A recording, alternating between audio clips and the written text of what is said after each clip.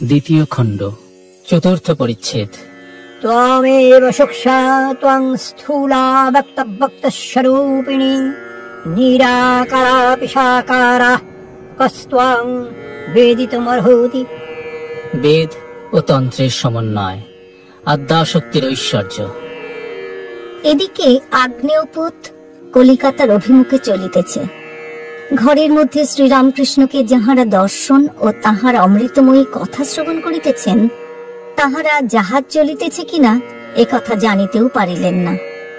ভ্রমর পুষ্পে বসিলে আর কি von von করে।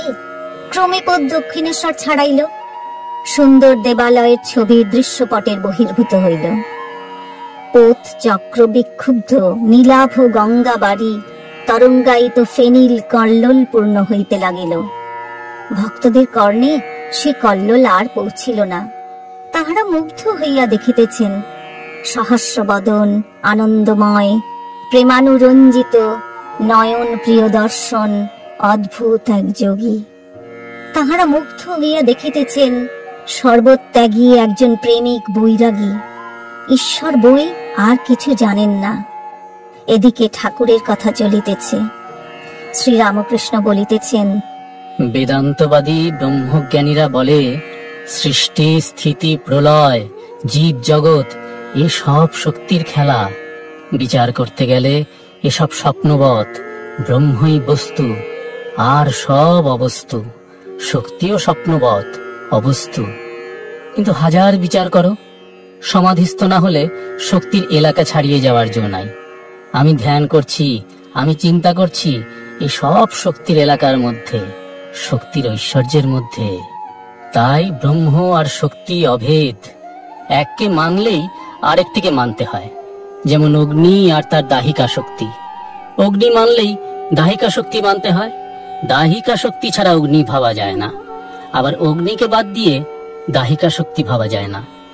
সূর্যকে বাদ দিয়ে সূর্যের রশ্মি ভাবা যায় না। সূর্যের রশ্মিকে ছেড়ে সূর্যকে ভাবা যায় না। দুধ কেমন না ধোবো ধোবো। দুধকে ছেড়ে দুধের ধবলত্ব ভাবা যায় না। আবার দুধের ধবলত্ব ছেড়ে দুধকে ভাবা যায় না। তাই ব্রহ্মকে ছেড়ে শক্তিকে, শক্তিকে ছেড়ে ব্রহ্মকে ভাবা যায় না। নিত্যকে ছেড়ে লীলা, লীলাকে ছেড়ে নিত্য ভাবা যায় না। আদ্যা শক্তি লীলাময়ী সৃষ্টি স্থিতি প্রলয় করছেন, তারই নাম কালী। কালী ব্রহ্ম, ব্রহ্মই কালী।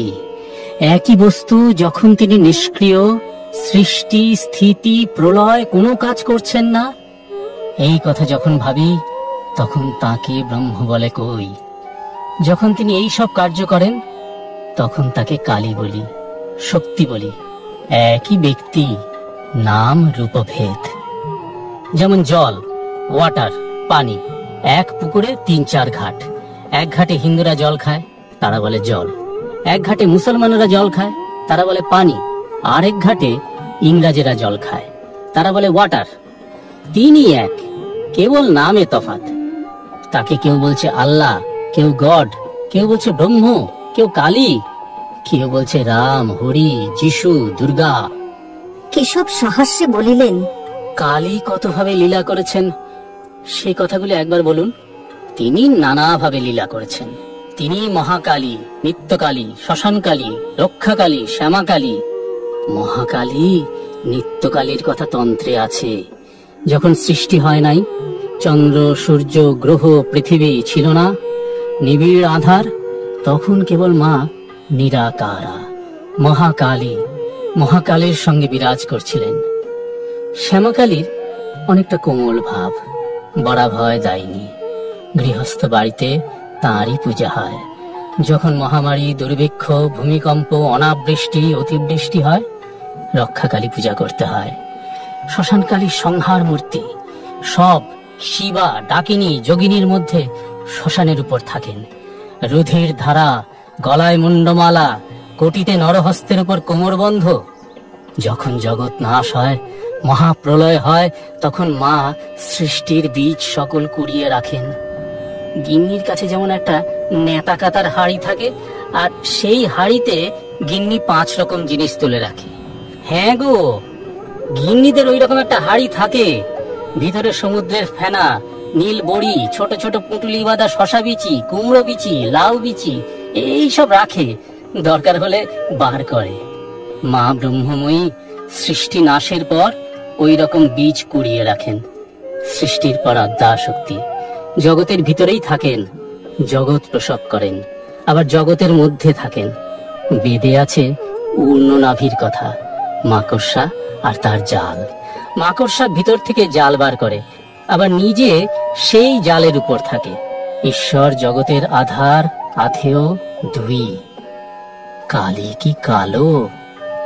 দূরে তাই কালো, জানতে পারলে আর কালো নয়। আকাশ দূর থেকে নীল বর্ণ, কাছে দেখো কোনো রং নাই। সমুদ্রের জল দূর থেকে নীল, কাছে গিয়ে হাতে তুলে দেখো কোনো রং নাই। এই কথা বলিয়া প্রেমোন্মত্ত হইয়া শ্রীরামকৃষ্ণ গান ধরিলেন। মা কি আমার কালো রে, কালো রূপ দিগম্বরী, হৃদপদ্ম করে আলো রে।